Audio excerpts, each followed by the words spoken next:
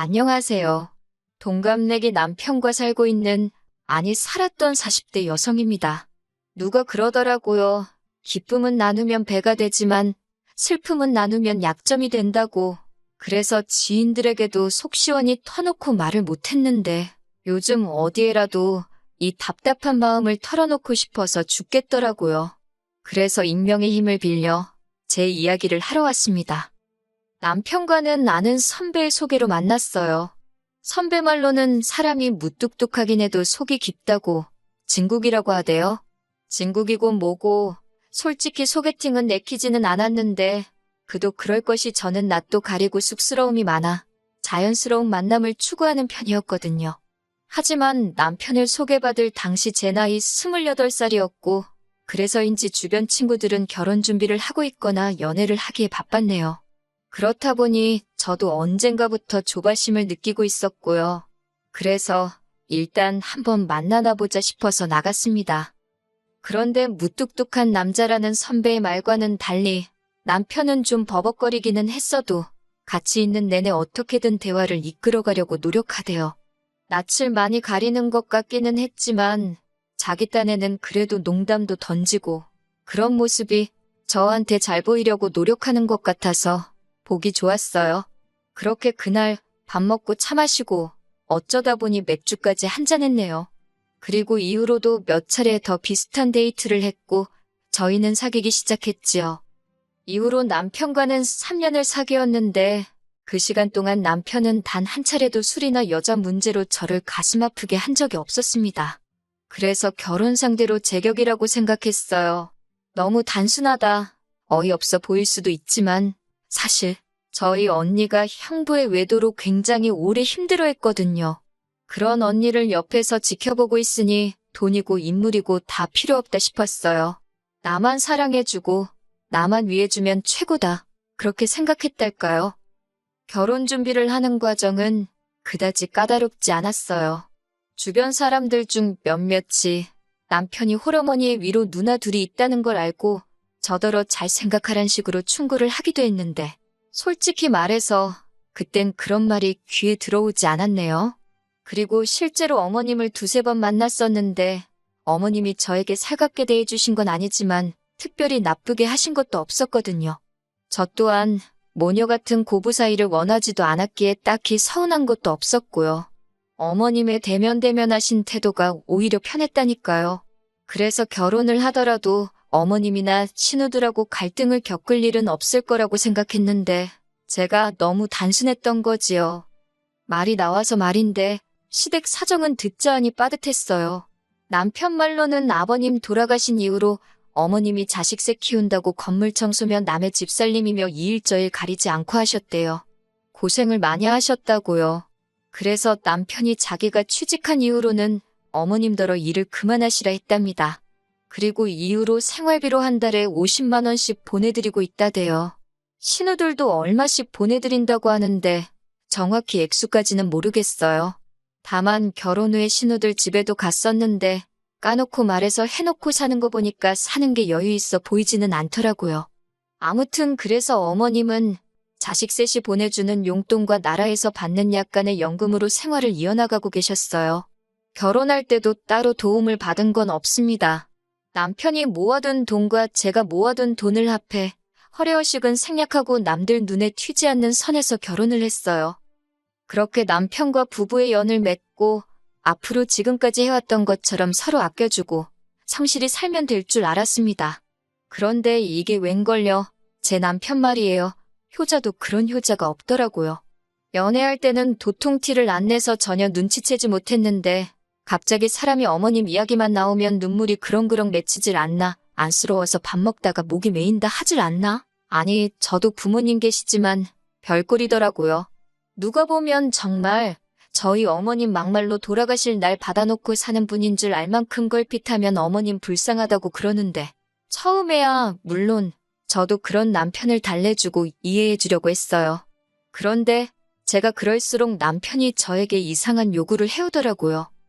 결혼하고 얼마 지나지 않아서 하루는 남편이 저를 붙들고 그간 어머님이 얼마나 고생을 많이 하셨는지 주절주절 늘어놓기 시작하더라고요. 한 30분 넘게 듣고 있으니까 저도 사람인데 슬슬 지겹기도 하고 저희 부모님도 고생 많이 하셨거든요. 솔직히 말해서 그 시절에 고생 안 하신 부모님들이 몇 분이나 되시겠어요? 다들 자기 자식은 당신보단 낫게 살게 하겠다고 고생 많이들 하셨지요. 그렇다고 남들한테 내 부모 고생한 거 알아달라고 할 수는 없는 거잖아요. 본인부터 잘해야지. 그런데 남편은 자기가 대학을 다닌답시고 서울에 올라온 이후로 지금까지 어머님께 너무 소홀했다며 그게 너무 후회가 된다고 앞으로 어머님한테 잘하고 싶대요. 그러면서 저더러 연락도 자주 드리고 한 달에 두세 번은 내려가서 식사도 같이 하고 그랬으면 좋겠다는 거예요. 그리고 그 말은 그냥 말뿐이 아니었습니다. 이후로 걸핏하면 왕복 2시간 거리인데 갔다 오자, 가서 먹고 오자, 모시고 어디 가자, 미치겠더라고요. 그래서 한 1년 가까이 그 짓거리 하다가 못하겠다 했습니다. 20분 거리에 있는 친정도 한 달에 한 번을 못 가는데 2번이고 3번이고 매주 시댁에 가는 거 힘들어 죽겠다고요. 그랬더니 남편이 어머님이 저한테 뭘 시키는 것도 아닌데 뭐가 힘드냐입니다. 남편 말대로 저희 어머님이 저한테 밥 해라 뭐 해라 그런 걸 시키지는 않으세요. 그렇다고 제가 시댁에서 2발 뻗고 편하게 누워있을 수가 있나요? 잠을 잘 수가 있나요? 그러다 한 번은 어떻게 보면 마지막이기도 한데 어머님 댁에서 신혼회까지 모여서 다 같이 식사를 하게 되었어요. 신우들도 음식을 해왔고 저도 해갔고 그래서 온 가족이 모여서 잔칫날 마냥 한 끼 먹게 되었습니다. 조카들까지 다 와서 거의 10명 가까이 모였으니 설거지거리가 좀 많았겠어요? 그런데 식사를 마치고 나니까 다들 뭐 부산하게 움직이는 것 같더니 어느새 TV 앞에 옹기종기 모여 있더라고요. 저만 부엌에 덩그러니 서 있고 이런 일이 처음 있던 건 아닌데 그날은 왜 그렇게 짜증이 나던지요. 그래서 남편을 불러서 설거지를 시켰어요. 그랬더니 어머님이 불이 나게 쫓아와서는 당신은 아들 키울 때 한 번도 손에 물 닿게 한 적이 없다면서 가뜩이나 바깥일 하느라 힘든 사람한테 이런 일까지 하게 하지 말라고 하시는 거예요. 제가 웃으면서 어머님 저도 바깥일 하는데 그러면 형님들더러 하라고 할까요? 하고 물었습니다. 저희 형님들은 2분 다 전업주부거든요. 그랬더니 어머님이 그냥 하지 말고 냅두랍니다. 저희 다 가고 나면 당신이 하신다고요. 그런데 솔직히 그것도 말이 안 되잖아요. 설거지거리가 산더미인데 그걸 나이 드신 어머님 혼자 하시라고 냅둔다는 게 그래서 제가 남편한테 다시 눈치를 줬어요. 그러자 남편이 못 이긴 척 고무장갑을 다시 꼈고 어머님도 못마땅하신지 저를 째려보시더라고요. 그런데 신우들이 절더러 하는 말이 남편 잘 얻어서 좋겠답니다. 저렇게 자상한 남자가 어디 있냐면서 어이가 없어서 남편이 와이프를 잘 만난 거라고 저처럼 돈도 벌어오고 살림도 해주는 여자가 어딨냐고 저는 미쳤다고 쏘아붙여버렸어요. 이후로 결정적인 사건이 있었던 건 아닌데 거듭되는 불편한 상황으로 어머님과의 사이가 점점 틀어져 갔습니다. 그리고 그런 2사람 사이에서 남편이 전혀 제 방어책이 되어주질 못했어요. 오히려 무조건 제가 어머님한테 맞춰드리길 바랬지요. 한 예로 저희 어머님은 연락 문제에도 굉장히 예민하신 분이었는데 당신 며느리가 일을 하건 말건 그런 건 안중에도 없으셨어요. 아침 10시고 오후 3시고 시간 상관없이 아무 때나 전화를 거시기 일쑤였습니다. 그러다 제가 못 받잖아요? 그러면 바로 남편에게 연락을 해서는 결혼할 때 돈 안 해줬다고 전화도 일부러 피하는 거 아니냐. 제가 어머님을 무시하는 것 같다는 식으로 말씀하시더라고요. 더 화가 나는 건 어머님이 그런 억지를 쓰시면 남편이란 인간이 그럴 리가 있냐거나 무슨 말을 해서든 오해를 푸시게 해야 하는데 그런 게 없었어요. 오히려 저한테 전화를 해서 정말 어머님 전화라서 일부러 안 받은 거냐고 추궁을 하더라니까요. 그리고 이런 일이 반복되다 보니 잘해봤자 한 번 실수하면 끝이구나 싶어서 잘하고 싶지도 않더라고요. 그래서 결혼한 지 한 2, 3년 차가 됐을 무렵에는 그냥 정말 며느리로서 해야 할 일만 했어요. 예쁨 받는 며느리 되고 싶다 욕심낸 적도 없지만 아예 마음에서 비웃달까요? 그러다 결정적으로 이혼으로 치닫게 된 사건이 벌어졌습니다. 시작은 반찬이었지요. 제가 결혼하고 2년 차쯤 되었을 때 친정아버지께서 은퇴를 하셨는데 이후로 공기 좋은 곳에서 생활하고 싶다며 친정어머니와 함께 지방으로 내려가셨어요. 그리고 이후로는 그곳에서 생활하시면서 저에게 반찬 같은 걸 보내주십니다. 저희 친정어머니는 음식 솜씨가 좋으신데 전 그렇지 못하거든요. 그리고 남편도 저희 친정어머니 음식을 엄청 잘 먹고 좋아했고요. 그런데 언젠가 한번 어머님께서 저희 집에 오셨다가 친정어머니 음식으로 가득한 저희 집 냉장고를 보시고는 솔직히 지금도 정확한 이유는 모르겠지만 기분이 상하셨더라고요. 그리고 이후로 계속해서 어머님도 반찬을 보내기 시작하셨어요. 그런데 문제는 맛이 없었다는 거예요. 제 입에 안 맞는 게 아니라 정말 누가 먹어봐도 맛이 없다고 할 만큼요. 어머님 아들인 남편도 잘 안 먹던걸요. 그렇다 보니 결국 버려지는 게 대부분이었고 이건 아니다 싶어서 제가 남편더러 어머님한테 보내지 마시라고 얘기 좀 하라 했지요. 그런데 어머님 상처받으면 어쩌냐며 그걸 못하더라고요.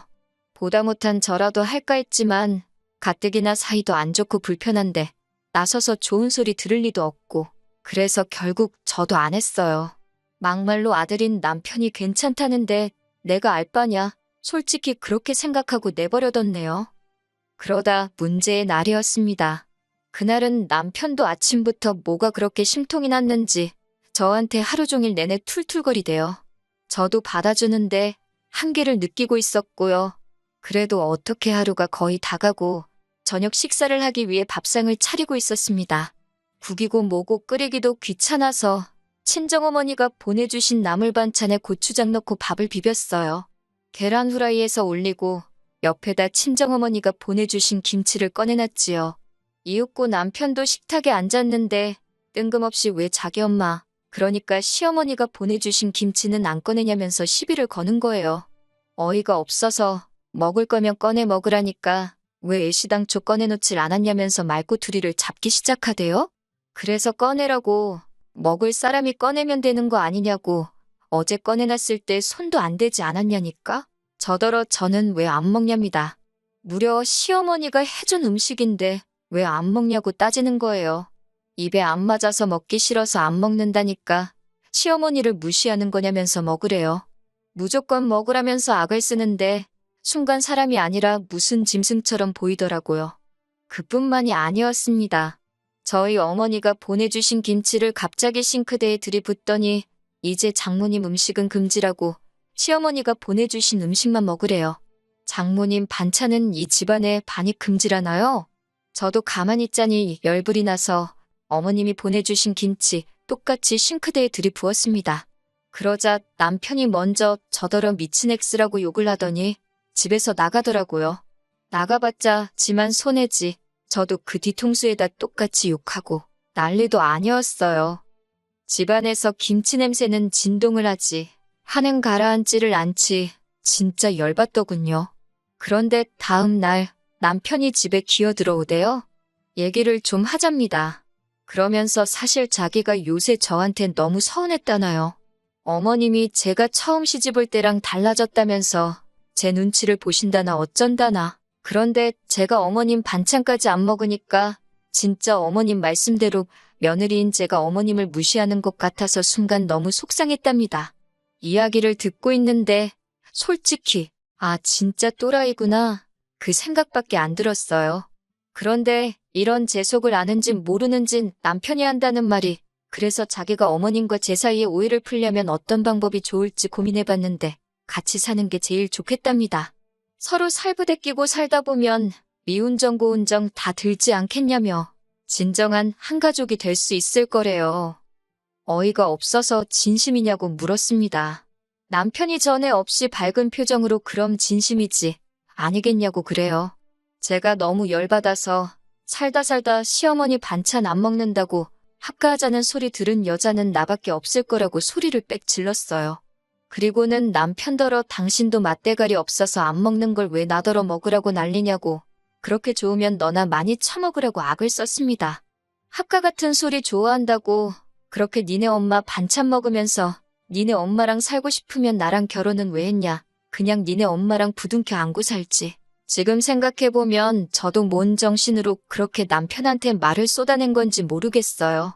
어쨌든 그땐 정말이지 화가 나다 못해 분통이 터져서 이성을 잃었던 것도 같습니다. 얼마나 저도 화가 났는지 어머님도 아니고 니네 엄마 소리가 절로 나더라고요.